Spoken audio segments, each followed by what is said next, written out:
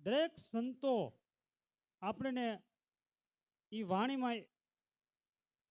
એવા શબ્દ મેક્યા છે કે એ શબ્દોને તમે મથન કરવું પડે કે મથન એટલે કે શબ્દ શું કહેવા માંગે છે. એક એક શબ્દનો જ્યારે વિવેક કરનારો જે કોઈ પુરુષ મળે ને તો આપણને ખરેખર વાણી સમજાય છે આપણને. એટલે અહીંયા દરેક સંતો કાવ્યની જે ભાષામાં એટલે કે વાણી આપણને જે દ્વારા આ જ્ઞાન પીરસી રહ્યું છે.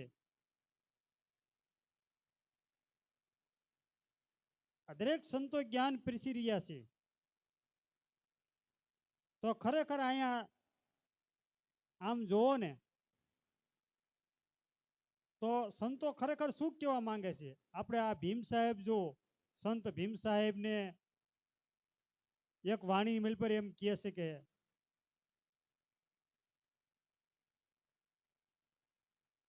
ભીમ સાહેબ એવું કહે છે કે વાણી મિલ પર પણ એ વાણીની ખરેખર આપણે વિવેક કરી અને આપણે સમજવી ને તો એમાં આપણા માટે ઘણું બધું આપણે અંદર આપણા માટેની વાત પડેલી ઘણી બધી એમાં. એટલે ભીમ સાહેબે કીધું કે ત્રિકમ તનમાં પ્રગટિયા કે અખંડ કે હુવા કે તો અજવાળા રે કે. એટલે અહીંયા ત્રિકમ સાહેબ શું કે છે કે ભાઈ આ 3 રૂપિયા જયારે આ દેહની મલ પર જ્યારે પોતે પોતાના જ્યારે ચેતનને જ્યારે વાત કરું એ જ્યારે પોતે અનુભવ થાય છે ત્યારે ભીમ સાહેબને ત્યારે એ પોતાના જ્યારે ચેતનમાં જ્યારે પોતાના જ્યારે સદગુરુ છે જ્યારે ત્રિકમ સાહેબ નું જે કાંઈ સ્વરૂપ જે છે તે પોતે પોતાનામાં ભાળે છે, નજરમાં આવે છે. એટલે પોતાને ત્યાં નક્કી થાય છે કે ભાઈ ખરેખર હું જો મારા પોતાના જે સંયમ જે સ્વરૂપ છે એ સંયમ સ્વરૂપ એ અને ત્રિકમ સાહેબનું જે સંયમ સ્વરૂપ બે એક જ છે. બિલકુલ કોઈ ફેરફાર નથી. પણ આપણે જ્યારે ઓલા કાયાના જે સ્વરૂપને આપણે પકડી બેઠા છીએ. પણ અહીંયા તો જોવો ને તો દરેક સંતોની જે ચેતના નો તલ એક જ છે. દરેક ચેતનાઓ એક જ છે. કોઈ ચેતનાઓ જુદી જુદી નથી.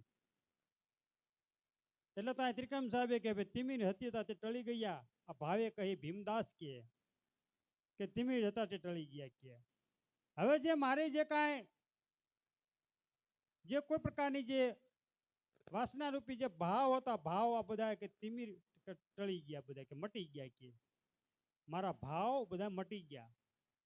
આપણે જ્યાં જાવી ત્યાં જે કોઈ કાર્ય કરવી છે તેની મેલ પર આપણામાં જ્યારે ભાવ જે બંધાય છે આ ભાવ એટલે કે અંદર કોઈ પ્રકારના આપણે જ્યારે પોતાના વિચાર કે જે મનના જે વિચાર છે મનમાં જે વિચાર ઉત્પત્તિ જે થાય છે અને જ્યારે આપણે જે કોઈ પ્રકારનો જેવો ભાવ કરવી છે એટલે ભાવ રૂપી જ્યારે આપણે અંદર એ કર્મના જે બંધનમાં જે આપણે આવી જાય છીએ. પણ અહીંયા ત્યારે ભાવ જ્યારે મટી ગયા ભીમ સાહેબ કે ભાઈ આ ભાવ મટી ગયા. જેનો ભાવ મટી જાય તેને વાત કરું કર્મનું બંધન મટી જાય છે. એટલે તો અહીંયા એને કીધું કે ભાઈ આ તો કે ભાવે કહે ભીમદાસ કે મને આવું જ ગમે છે કે મને ખરેખર જે જોતું હતું જે મારા ગુરુએ જે સદગુરુ છે ત્રિકમ સાહેબે કે જ્યારે મને પોતાના જ્યારે મારા સંયમને જે અનુભવ જે કરાવરાયો અને મારા સંયમ જે સ્વરૂપ અને એમાં ત્રિકમ સાહેબનું જે સંયમ સ્વરૂપ બિલકુલ એમાં કોઈ પ્રકારનો ભેદ નથી. એટલે તો અહીંયા ત્રિકમ સાહેબને આવી રીતે બિરદાવે સાહેબ ભીમ સાહેબ કે ભાઈ ત્રિકમ તનમાં પ્રગટ્યા. એટલે અહીં પ્રગટિયાની વાત કરે છે કે આના અંદર એવું પ્રગટપણું એનામાં એને જોયું ભીમ સાહેબે. એટલે અહીંયા ખરેખર આપણને આ વાણી મેલ પર ઘણું બધું સમજાવે છે આપણને ભીમ સાહેબ અહીંયા કે ભાઈ સહેજ સુન મેં ત્રિકુટી ધૂન મેં કે આ ત્રિકુટી એટલે ધૂન મેં, તમે ત્રિકુટીની જે ધૂનમાં હોવ, ત્રિકુટી એટલે કીધું જ્યાં આ આપણે એમ કહેવાય છે કે ભાઈ ગંગા જે આ બધુની જે જમણી જે નાડી જે શ્વાસ નાડી જે ચાલી રહી છે, અને જ્યારે આપણે ડાબી બાજુની જે શ્વાસ નાડી જે છે તે જમણા નાડી છે, એ બે શ્વાસ ઉપર બરાબર એ આપણે એ ધ્યાન આપણે કરતા કરતા કરતા જ્યારે જ્યારે ત્રીજી જ્યારે નાડી જ્યારે સૂક્ષ્મ નાડી જ્યારે જાગી જાય છે આપણીમાં, તેને અહીંયા ત્રિકુટી જ્યારે કહેવામાં આવે છે. ભીમ સાહેબ એને કોઈ ત્રિકુટી કહે છે. ત્યારે ઈ ધૂન મેં એટલે કે જ્યારે એની ધૂન લાગે, જ્યારે ઘણા નથી કોઈ કોઈ પ્રકારની ધૂનમાં બેઠા હોય છે, કોઈ કોઈ કોઈ કોઈ અલગ અલગ પ્રકારની ધૂનમાં બેઠા હોય છે, પોતપોતાની અલગ અલગ પ્રકારની મોજમાં હોય, એને ધૂન કહેવાય. પણ અહીંયા તો વાત કરું ને, ત્રિકમ સાહેબની આની ધૂન લાગી હતી બાપ. જ્યારે ત્રિકુટી જ્યારે જ્યારે સૂક્ષ્મ નાડી જ્યારે પ્રગટ થાય છે ને અંદર, ત્યારે અહીંયા પોતાના જ્યારે સહેજ સ્વરૂપનું જ્યારે પોતાના જ્યારે જ્ઞાન થાય છે. ભીમ સાહેબ એમ કહે છે કે અહીંયા કે અખંડ જોત કે ઘરી સારી, કે અખંડ કે જોત ઘરે સારી. ત્યારે અહીંયા જ્યારે વાત કરું, એ ગંગા અને જમના જ્યારે બેયના જે શ્વાસ છે, ગંગા કેટલા જમણી બાજુનો જે શ્વાસ અને જમણો આપણે જે આ બાજુનો જે સાઈડ રહી ડાબી સાઈડ, આ ડાબી સાઈડ છે એ છે જમના, અને જ્યારે આપણે આ જમણી સાઈડ છે તે પોતે ગંગા. અને એમાં એક વચ્ચે એક સેન્ટરમાં એક ત્રીજી જે આપણે નાડી જ્યારે સૂક્ષ્મ નાડી જ્યારે જાગે છે ને, ત્યારે ત્રિકુટી એટલે કે ત્યાં પોતાનો સંગ જ્યારે થાય છે ને તણી નંદીનો, ત્યારે પોતાને જ્યારે અહીંયા અંદર જ્યારે ધૂન લાગી જાય છે, અને ત્યારે પોતાના જ્યારે સહેજ સ્વરૂપનું જ્યારે પોતાના અનુભવ થાય છે. અહીંયા સંત ભીમ સાહેબ કહે છે કે ભાઈ અખંડ જોત ઘરે સારી, કે અખંડ જોત ત્યાં પછી અખંડ જોત પણ પ્રગટ થતું હોય છે. અખંડ જ્યોતિ સ્વરૂપનું જ્યારે જ્ઞાન થાય છે આ ભીમ સાહેબને, એટલે ભીમ સાહેબ દરેકને કહે છે કે ભાઈ કે તમે જે અજ્ઞાન રૂપી જે અંધારામાં જે તમે પડ્યા છો,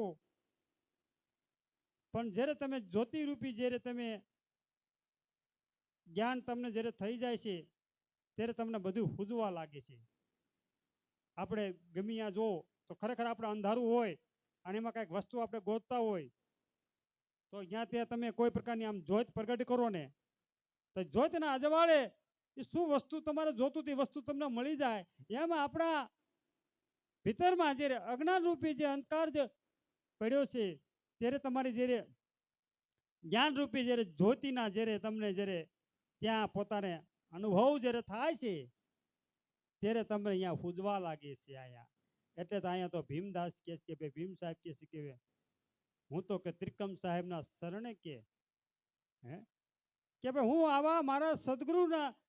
આ કૃપાથી મને આ માર્ગમાં હું આવ્યો, અને ખરેખર મારો પોતાના જે સ્વયંનો જે અનુભવ થયો, મારા સદગુરુ જ્યારે ત્રિકમ સાહેબના શરણમાં હું ગયો, ત્યારે મને આ બધું પૂજવા માટેનું જે મને જ્ઞાન પ્રાપ્ત થયું.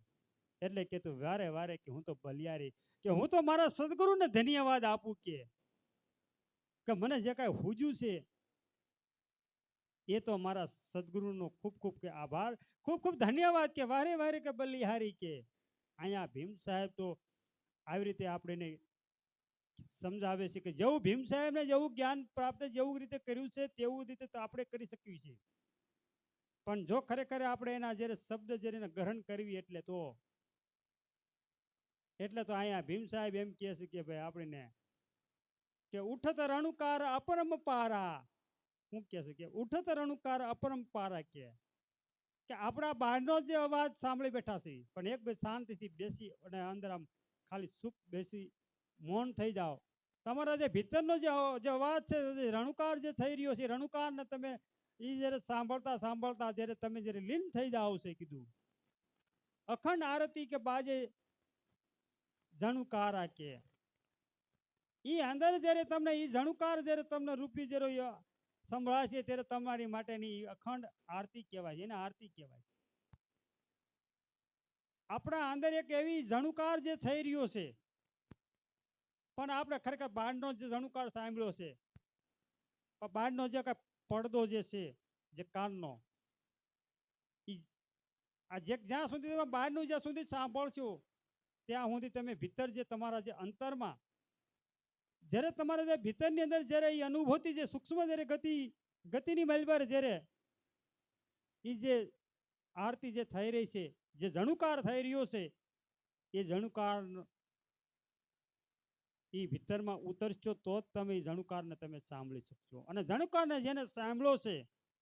એ રણુકારને જેને સાંભળ્યો તો કે ઉઠત રણુકાર અપરંપારા કે એ આની અંદર એવો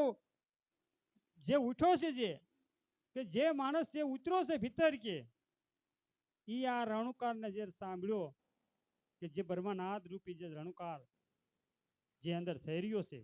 જેને સાંભળ્યો છે તે પોતે પોતાનામાં જ્યારે સ્વરૂપમાં જે પોતે સ્થિર થઈ જાય છે, એટલે પોતે જ્યારે અહીંયા કે લીન થઈ જાય છે, એટલે કીધું આપે નર ને આપે નારી, ત્યારે અહીંયા નક્કી થઈ જાય છે ઓહો કે હું શું માની બેઠો તો હું એમ માની બેઠો કે હું પુરુષ છું કે ફલાણી નો ઓલી નારી છે, પણ ત્યારે અહીંયા નક્કી થઈ જાય છે કે ભાઈ આમાં કોણ નારી ને કોણ નર કે આ જે નારીમાં જે ચેતના જે છે એ અને જે નરમાં જે ચેતના છે, આ બે ચેતના જ્યારે એક છે એવું એક ચેતના રૂપી એક આપણને ભીતરમાં અહીંયા જ્ઞાન થઈ જાય છે, ત્યારે જ્ઞાન થાય છે ત્યારે એવું એને સમજાય છે કે કોણ આપે કે કોણ નારી કે કોણ નર કે આપે નર ને આપે નારી કે હે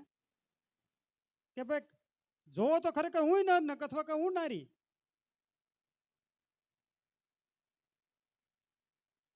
પણ આપણે જે નારીની અંદર જે ખરેખર ચેતના જે સ્વરૂપે આપણે દ્રષ્ટિએ આપણે જોવાનું છે, નરની મલ પર જે આપણે ચેતના રૂપે જે દ્રષ્ટિ જોવાનું છે. આ તો ભીમ સાહેબ એમ કહે છે કે જ્યારે આવી અંતર જ્યારે દ્રષ્ટિ જ્યારે જાગે ને ત્યારે આ વાતને સમજમાં આવે, ત્યારે આપણે ખરેખર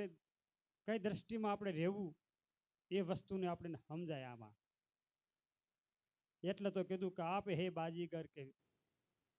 વિસ્તારા કે આપ તો કે ભીમ સાહેબ કહે છે કે પોતે જ તમે મહાન છો, પોતે જ તમે સંયમ છો કે એટલે ભીમ સાહેબ આની મેલ પર ખૂબ આપણને આમાં સમજાવી ગયા છે. તો ખરેખર આપણે આમ જોવો ને તો આવા દરેક મહાન પુરુષો એ વાણીની મલ પર આપણો એક સંદેશ છે, એ વાણીની મલ પર તમે આપણે વેગ કરી અને વાણી જ્યારે સમજવી ને તો એમાં આપણને જ્યારે આ ભવસાગર તરવાનો જે માર્ગ આપણને મળે છે. એટલે અહીંયા સંત ભીમ સાહેબ જ્યારે આપણને આ વાત સમજાવે છે.